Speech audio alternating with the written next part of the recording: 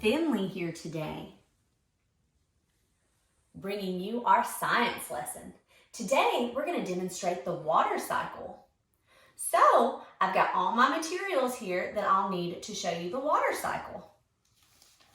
We've got a bag, a Ziploc bag. It does not have to be a big Ziploc bag, but it does need to be able to close at the top. I have a cup of water.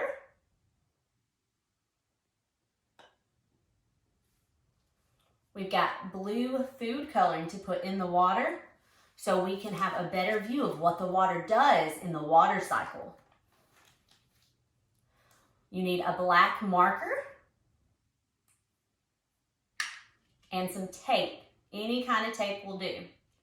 Now, anytime I'm going to be pouring water, I like to have a towel to make sure that if I have any spills, I keep my area nice and safe and dry. So I'll give you a chance to go gather up your materials and then we'll get started. All right, I've got my Ziploc bag and my black permanent marker. I have put a white piece of paper under my bag so you guys can see what I'm drawing. You can draw along with me on your bag. I'm going to start at the bottom and I'm going to draw some curved lines like this. This is going to represent a large body of water, like an ocean or a river. Then I'm going to come up to the top and I'm going to draw two clouds. One,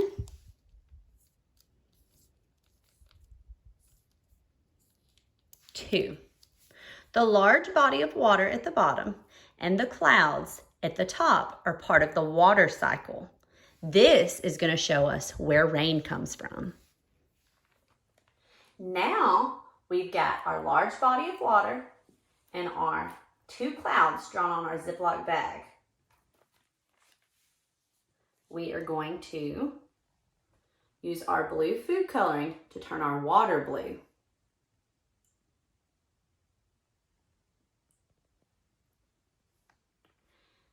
This is going to help us see our water better in our demonstration.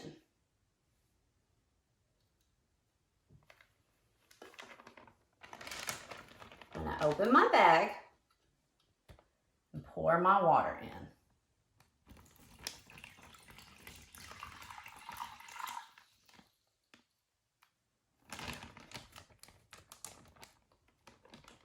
Zip my bag closed. Now we're going to get ready to hang it in the window so we can see our water cycle. Now we've got our water cycle bag hanging in our window. Get your mom and dad to help you hang your water cycle bag in your window. If you'll notice, all of our water is at the bottom right here. There is no water close to the top around the clouds. We're going to come back and check this a little bit later and see what's happening. As the sun heats the water evaporates. This means small water droplets begin to rise up as water vapor. The water vapor can be very hard to see in the air, but we have a good view of it in our bag. As you can see here, the water vapor starts to collect as it's rising. After the water vapor has collected, it forms clouds. With enough water vapor, the clouds become heavy and start to drop water back down to the ground. This is our rain. This is known as the water cycle because after it rains, the entire cycle begins again. Just like our water cycle demonstration, Finley's water also evaporates into the air. His water level slowly goes down, and I have to make sure that he has plenty of clean water.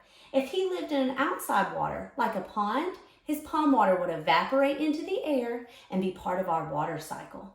I hope you Grizzlies enjoyed our water cycle demonstration today. Bye!